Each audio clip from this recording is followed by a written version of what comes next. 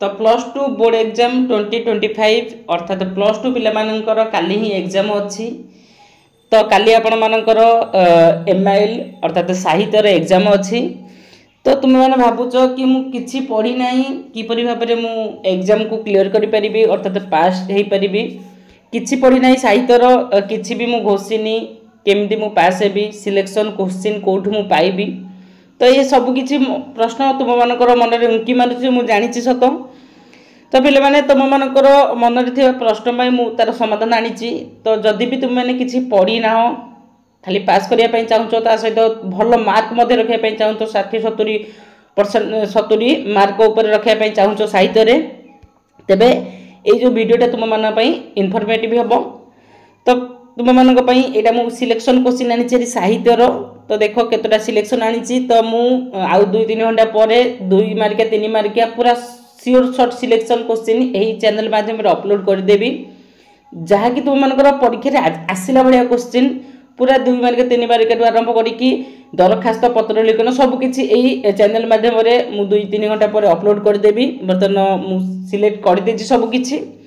तो केतोटी क्वेश्चन तुम मानक आनी। तो तुम देखी दियो ये क्वेश्चन कौन रही जदि भी तुम मैंने सबकि सब्जेक्ट क्वेश्चन बा selected question sure selected question 100% परीक्षा पढ़ला भाया क्वेश्चन जदि पाइबापी चाहूँ तेबे मोर ये चैनल को सब्सक्राइब करी बेल नोटिफिकेशन को ऑन कर दियो जहाँद्वारा कि जिते जहाँ भी क्वेश्चन अपलोड हम तुम मान पाखे सांगे सांगे पहुँची पार। ओके तो प्रथम तुम मानकर ये क्वेश्चन रही जाऊँगी 100% सियोर रही जाऊँगी। तो यहाँ यहीपरी टाइप क्वेश्चन ही तुम मान परीक्षा आसब। तो काली साइंस पिला मानकर एग्जाम अच्छी। तो साइंस पिला मानक ये क्वेश्चन रही जाऊँगी मु आउ 2-3 घंटा पर 3 मार्केट आरंभ करी सबकि यही चैनल माध्यम अपलोड करदेवी। तो प्रथम तुम मानकर रही जाऊँगी प्राबंधिक मेघ को किपरि भाव में स्वागत करते यही क्वेश्चनटा तुम्हें घोषी दियो जी भी मुझे क्वेश्चन देवी एत क्वेश्चन घोषी दियो एवं बर्तमान घोषित आउ 2-3 घंटा पर मुझे 2 मार्क 3 मार्क देदेवी 2 मार्क 3 मार्क घोषी केवल ही एग्जाम को जीव विश्वास कर तुम मानकर 60-70 मार्क निश्चिंत ओके। आरंभ करने पूर्व मुझे तुम मान गोटे कथाटा कहूँ कि तुम मैंने गोटे कम कर तुम विषय अच्छी तुम जी विषय पढ़ साहित्यर तो साहित्यर समस्त विषय कवि प्राबंधिक एति घोषी दियो पिले तुम मानकर निहाती 5-6 मार्कर निश्चिंत रहिबो। कवि प्राबंधिक एवं गाल्पिक ना घोषी देले जेमिति कि तुम मानकर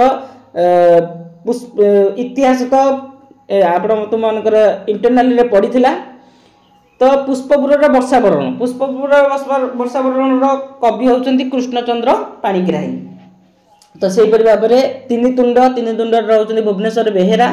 स्वाधीन देशर शिक्षा चिंता से रोचती गोलोक बिहारी धल एवं तुम मानकर तपस्विनी पत्र से रोचती गंगाधर मेहर रोचती पद्यर जोटा कवि आम कहे। देन बंदीर विरह गाथा से रोचती कवि रोचती गोपबंधु दास।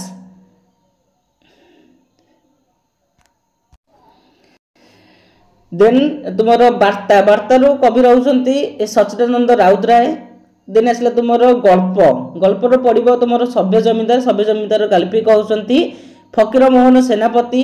पताकार उत्तोलन तार गाल्पिक होती सुरेंद्र महांती। रूप नारायण साहा तार गाल्पिक होती अखिल मोहन पट्टनायक। आकाश कईंछ तार गाल्पिक होती मनोज दास। तो सेहीपरि भाव में तुम मानकर सब गल्प प्रबंध एवं तुम मानकर पद्य गद्य सब थिला। तो समस्त कवि प्राबंधिक एवं गाल्पिक ना घोषी दियो विश्वास कर तुम मानकर 5 मार्क थुआ निश्चिंत। ओके तो देन तुम मैंने जी तुम मान सिलेक्शन देवी मु तो से सिलेक्शन को घोषी दियो निश्चिंत तुम मानकर 60-70 मार्क रही। तो प्रथम तुम क्वेश्चन रोची कि प्राबंधिक मेघ को किपरि भाव में स्वागत करिसेंती। देन द्वितीय रोची संबलपुर नारी मानकर वैशिष्ट्य उपस्थापन करो। 3 नंबर क्वेश्चन रोची उत्कलर कमल केशर बोली काहाकू कहा जाइछि ओ काहीकि एटा तुम मैंने घोषी दियो। देन पुष्पपुर वर्षावरण प्रबंधर सारमर्म उद्घाटन करो। तो एटा मध्य तुम मैंने घोषी दियो। तो यहाँ तुम जो पुष्पपुर वर्षावरण प्राबंधिक सारमर्म कथा से तुम रही जाऊँगी 150 शब्द मध्य। तो तो यही गोटाक तुम यही विषय वर्षा विषय यही गोटाक घोषी दियो जो पुष्प पुराण वर्षा बरण विषय गोटाक घोषी दियो जदि भी तुम यही प्रश्न न आसी परीक्षा तुम कौन कर जो यही टाइप रिंबा यही जो विषय आउ जेकोसी प्रश्न आसी था तुम्हें यही क्वेश्चनटा यही प्रश्न उत्तरटा से लिखिदेव निश्चिंत तुमको जदि ये तुम मान 7 मार्क कि 8 मार्क जहाँ भी आपंकर पड़ी एग्जाम किसी तुम मानकर मार्क कटोनी जी मार्क दिखाई से मार्क निश्चिंत एक मार्क जमा कटोनी है तो से यही क्वेश्चन तुमने जब न पढ़ी भी ये तुमने लिखिदेक आसब देन से भाव में गणतंत्र शासन पद्धति संपर्क में उल्लेख कर पाणुर रूप किपरि थिला देन तुम स्वाधीन देश शिक्षा चिंता प्रबंधर सारमर्म लेख आलेक्जांडर शेष इच्छा कौन थिला बड़पणर सारमर्म निज भाषा लेख कहीं सीता प्रेम को रामचंद्र स्वप्न बरी मन करी बोली से उल्लेख करिसंती 11 नंबर प्रश्न रही जाउची शिक्षा व्यवस्था संपर्क में प्रावधिक प्रतिक्रिया पठित प्रबंध में किपरि प्रतिफलित आलोचना कर तो ये जो 10-11टा क्वेश्चन तुम मैंने घोषी दियो ये जो 10-11टा क्वेश्चन घोषी सारा पर तुम मान आउ 2-3 घंटा पर 2 मार्क 3 मार्क आरंभ करके सबकि चैनल माध्यम अपलोड करदेवी तो तुम मैंने से चैनल टी सब्सक्राइब कर बेल नोटिफिकेशन को ऑन करता सबकि जदि से सब्जेक्ट सिलेक्शन क्वेश्चन पाइबा चाहूँ 100% सिलेक्शन क्वेश्चन तो से जो चैनल टी सब्सक्राइब कर दियो देन तुम मैंने चैनल टी सब्सक्राइब कर बेल नोटिफिकेशन को ऑन कर दियो तो एति घोषित मु परवर्ती समय तुम मान अन्य एक प्रश्न नहीं आसबि रहूची।